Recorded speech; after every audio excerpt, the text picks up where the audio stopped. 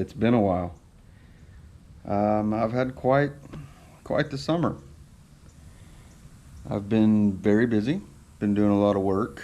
Unfortunately, not to the Yukon, but that's going to change very soon. Um, I definitely had hopes and dreams of getting this Yukon Delta back out on the water a lot sooner. Um, and it just seems like one thing after another kept happening in my life, and it got pushed back to the back burner over and over and over. But hopefully we've got a lot of that taken care of now, and I'm at a point where I can, not only do I have time, but I've got a little bit of extra finances to throw at it. This summer has been a great time. I've spent nearly every weekend out on the river, any chance I got, and I've been out on the sandbar having a good time with my friends and family.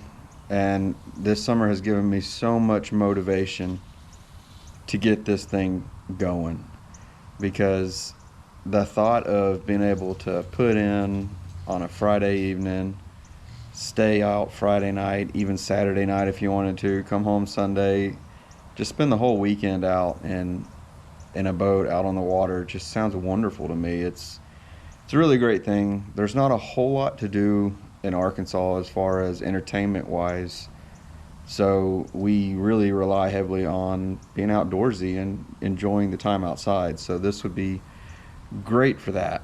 And I've been trying to wrestle around the thought of whether I wanted to go with the original inboard outboard, as you can see where it has a hole there, or if I wanted to do an outboard on it. So there's pros and cons of each.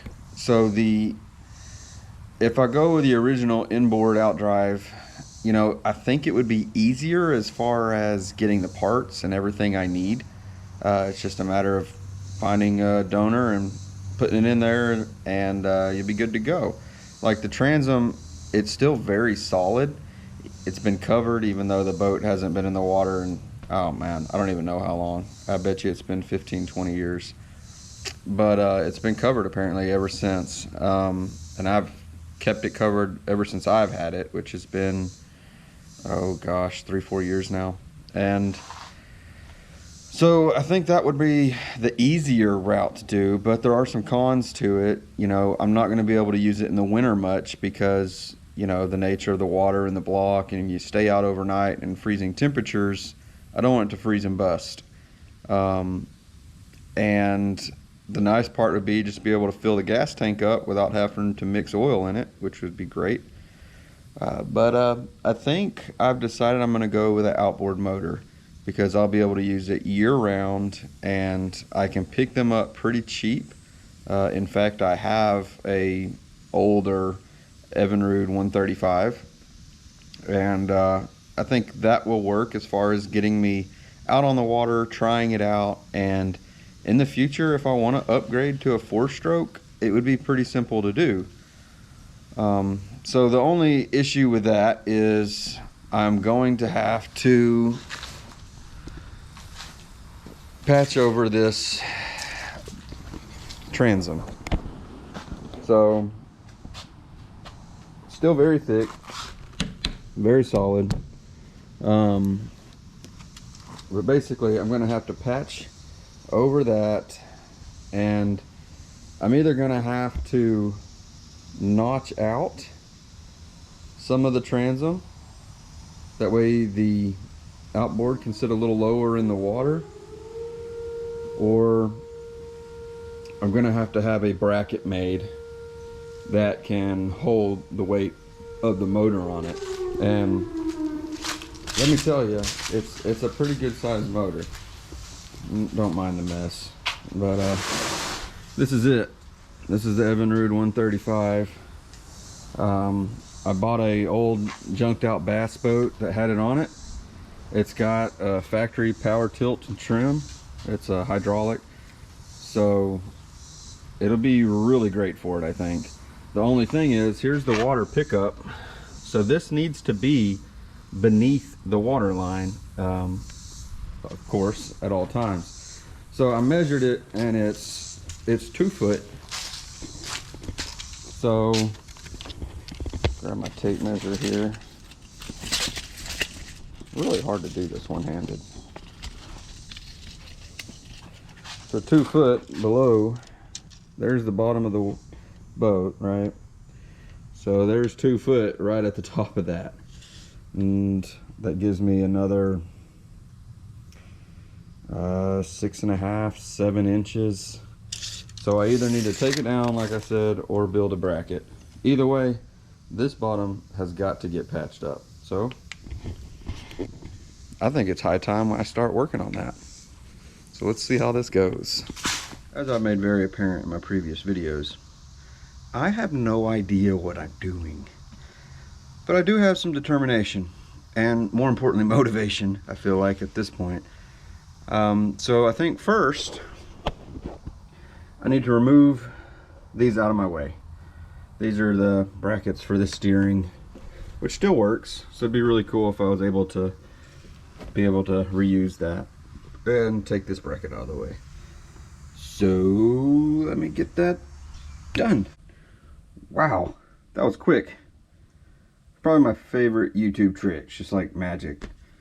So anyways, all right, so I still haven't entirely decided if I want to notch it out down here and then just be able to bolt the motor to the transom. I'm really leaning towards having a heavy duty motor mount made, just because it is an old boat. It's like 50 something years old. So almost 50. So I think I'm just going to, plan of action is to cut out down here a little wider, but not all the way through the hole, and then overlay that in plywood, bolt it in really good, fiberglass it all over. So I guess I'm gonna start cutting, and this is so nerve-wracking for me, just so y'all know, because I've been dreading this and trying to figure out in my mind what is the best thing to do, because even though I haven't been working on this project for a while, it has been on my mind nearly daily. I want to get it done. So I'm gonna start doing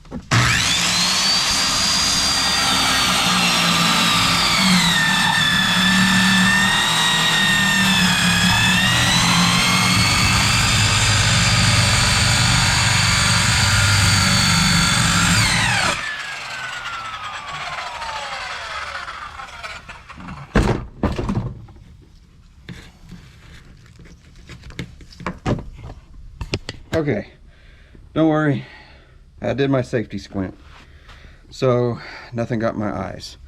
But anyways, rough estimate, rough cut, that's going to be the square. Now I can't get my saw down here, so that's going to take a little bit longer, and only thing I have really to cut is this guy. So I'll come back in a minute after I sweat and cuss and try to figure out how to get that cut out. So be back. I've got the little piece of fiberglass out. I've cut about 1 inch in all the way around. Now, I mean, it's solid. It may look rotten, but this transom's solid. So, and I mainly just need to keep water out. So if I do a big motor mount thing on the back, it's gonna be a big plate with lots of bolts going through it, so it's going to really disperse the weight of the motor and the power of the motor pushing the houseboat. So now I'm just going to basically try to use a screwdriver, crowbar, and get that inch of plywood off. So we'll see how that goes. Digging into this, I'm learning. Who would have thought? So I thought this was pretty cool. I'm sure probably everyone else knows this, but it's new to me. So apparently in this transom, there was plywood, and then in between the sheet of plywood, they put fiberglass, a layer of fiberglass in there. So that, I mean, that just gives me that much more faith in this transom. Like it is built solid. So I'm feeling good about that. Anyways, carrying on, just thought I'd show that to you. All right, well, that took a while, but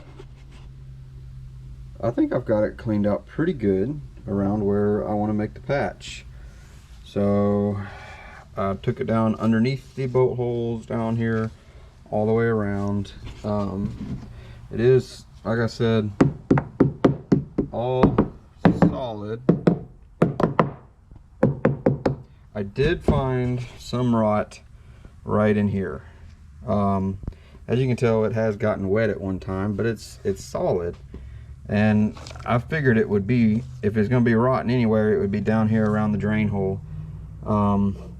So really, I think I'm going to choose to be aware of it but ignore it, if that makes sense. So the only way to completely get all the rot out would be to completely cut out the entire transom and redo it. And holy crap, what a job. And it's not that I'm necessarily afraid to do that job. I don't think it's necessarily worth it. It's not a critical point, I wouldn't think. It's not holding any weight, but the fiberglass is super thick. I guess maybe I'll regret this decision in the future, but as of right now, I think I'm just going to choose to ignore that little bit of rot down there around the drain plug and continue with my plans of patching this over and water testing it. I need to see if it has any other leaks in the hole. So anyhow, moving on forward. Got it cleaned out. Now I've cut out a piece of cardboard as a rough cut, and I'm going to cut a piece of plywood and see how it fits. How earlier I said I have no idea what I was doing. I guess I'll just figure it out as I go. Well, I'm figuring it out as I go. First mistake of many. So I got to thinking. I cut the plywood. There it is. It fits decently. Fits decently. All that jazz. But I got to thinking, wait a minute. Water's not going to be on the inside of the boat pushing out. It's going to be on the outside of the boat pushing in. I should have cut it out here. That way water is pushing and putting pressure against the board. Yeah. That would have been smarter. So I gotta decide what I'm gonna do about that. I don't know if I'm just gonna bolt it a lot and hope for the best with all the fiberglass and everything else, or if I should cut a hole out on the outside and push it through. So I'm gonna ponder on that a bit. I'll be sure to let you know how it goes. Well, after doing some pondering, I decided I'm not gonna overthink it and I'm just gonna go for it. So I built a template, cover it up. It's immovable right now. And now then my next step will be to do a bunch of sanding. So I've got to sand it down. I've got to go get some of that, what they call peanut butter. It's like a thick fiberglass type resin paste to fill in all the gaps and fiberglass over this thing. I'm just gonna rock and roll with this and get it knocked out and quit putting it off. But Almost there though. Probably like half the way through maybe. Okay, so things got wild, things got crazy real quick. Decisions were made on the go. So here's what I'm dealing with now. My thought was, all right, to have like a 1/4 inch, take the outside layer of fiberglass off. That way I'd have just a 1/4 inch to lay the new fiberglass in on around it, and it would all be smooth and even. Well, I started just sanding it initially, and then I'm like, all right, well, let me just take and cut a 1/4 inch out, and then I'll just take and chip it away. Well, it just wasn't working. And then I got to looking, and I made a little test hole patch right here. Y'all, the fiberglass transom in this hole, it's like 1/2 inch thick. I was not expecting it to be that thick on the outside of it. So that got me thinking, why would I cut all of that out? Because it all ties together right now, making it stronger. If I cut it out, that's gonna make a weak spot. So I did cut a border line of about a 1/4 inch all the way through. So that means that's weaker now. But I don't think I should do anything else to it. I think I should just sand it, bolt it, and lay the fiberglass on it. Because like I said earlier, there's not going to be a lot of water pressure against this. It's not like it's a submarine. It's just got to be watertight. And I think I can accomplish that because, you know, I'm going to have a motor mount built that's going to cover the back as well. So it's going to really disperse the weight of the motor and all the power of the motor across the whole back of the transom. None of the weight is going to be specifically right here where the patch is going to be. So I think I'll be okay. But it's not like I'm taking this thing to the ocean. You know, I'm going to a few little lakes around here and rivers and stuff like that. So I think it's going to be okay. I'm just going to keep on and see what happens. I don't know. I'm learning as I go, y'all. Wish me luck. Well, I have got it sanded down to the base layer, got through all the gel coat, all the paint, down back to the fiberglass. Same on this side. So basically it's almost ready to throw some bolts through it and start fiberglassing over it. Well, it's a new day, and I think I have a plan of action. So I believe what I'm going to do is I'm going to drill through these existing holes through my patch. That way I'll have a bolt to connect them to. I'm gonna glue this patch in really good with some liquid, what is it called, Flex Seal. And then I'm going to fiberglass, take the bolts out, fiberglass over one side, and then drill through that whenever it hardens back up, and then fiberglass the other side, drill through that when it hardens back up. And then I think I'm going to cover it all in like a Flex Seal stuff that you can paint on. And I really think that should be waterproof. Then of course bolt it in just to give it extra strength. I mean, it's worth a shot. I don't know what I'm doing, and we'll see if that works. If it don't, then I'll do something different. So I'm going to drill this out. I got the bolts in place, and I put the Flex Seal all around the wood. That way it's, excuse me, that way it's all held in there, squeezed really tight. So just got to let that dry. I think I'm just going to do fiberglass the outside of it first, and then I'll be able to water test it, literally just leaving it on the trailer, backing it up in the water to see if it leaks. Because I'd like to see if it leaks. I want to make sure it's sealed from the outside in. I'm going to fiberglass the inside as well, but I just want to make sure there's no leaks before I do that and I don't see it. Another thing I need to do before I water test it. So this floor, the little back porch area right here, is cracked and rotten. It all needs to be replaced. So, and I need to be able to see the hole, so I need to cut all of it out. And I know it's been a minute since you've seen in here, huh? Nothing's changed. And I've literally got a garden growing on the front. and this is rotten as well.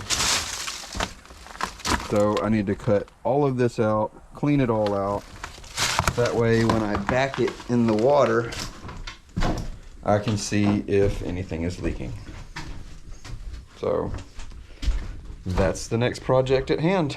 So here we go, time to get little bits of fiberglass everywhere on me. I just love fiberglass so much.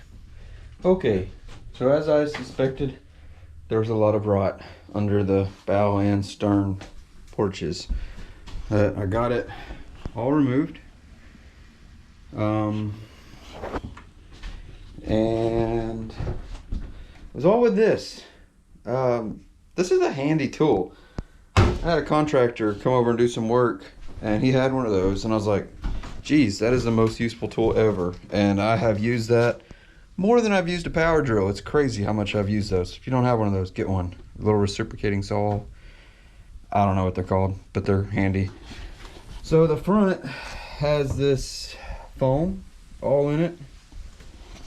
I don't know if I should replace that or not. I'm gonna have to do a little research, but the most of the wood was rotten, most of the plywood on top of it. It looks like right in the middle, right in here, there was like a little piece of wood that was fiberglassed that went over it, I guess, for structure. It was just laid in the foam. I mean, it wasn't connected to anything, so I don't really know what the point of it was.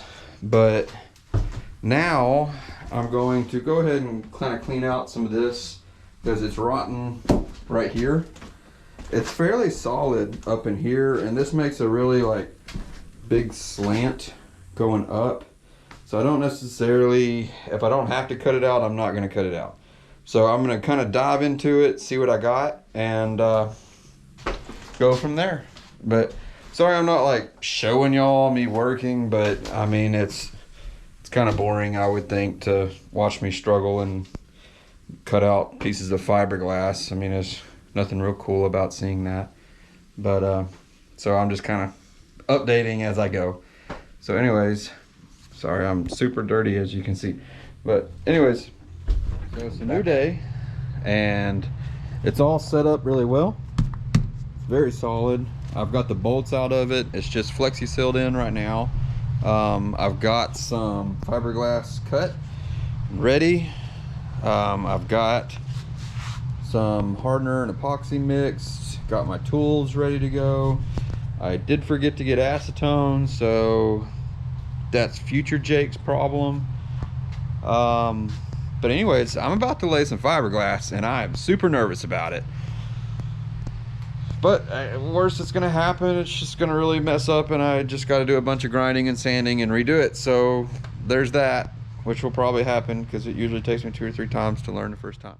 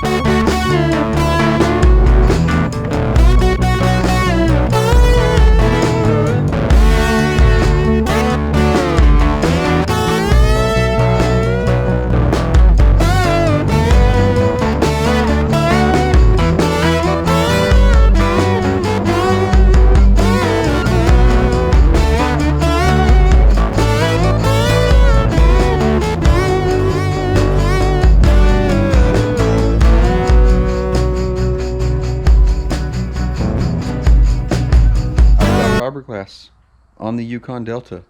It's happened. This boat's going in the water. Freaking pumped about it. You can't really see it because it goes on clear. But yeah, it's on there. I put 3, 4, 5 layers, I think. So yeah, now it's just got to harden. I'll let it sit, I guess. Wait till tomorrow, see what it looks like, and go from there. But I think it's going to be good enough to put some Flex Seal on it and water test this thing. It's going to be exciting. It worked. It freaking worked. It's super solid. It's awesome. Like, I'm going to sand it around the corners, kind of sand it up a little bit, and I'm going to paint some Flex Seal on this thing. I am so freaking excited. Let's go. I got it sanded lightly. I'm going to put some Flex Seal on it. It's going to make it pretty. Like, I feel like as it is right now, it's going to be watertight just because of my experience in repairing the canoe. But this is just going to ensure that it's going to be watertight, and it's going to make it look a little nicer. So I'm excited. Let's get this on.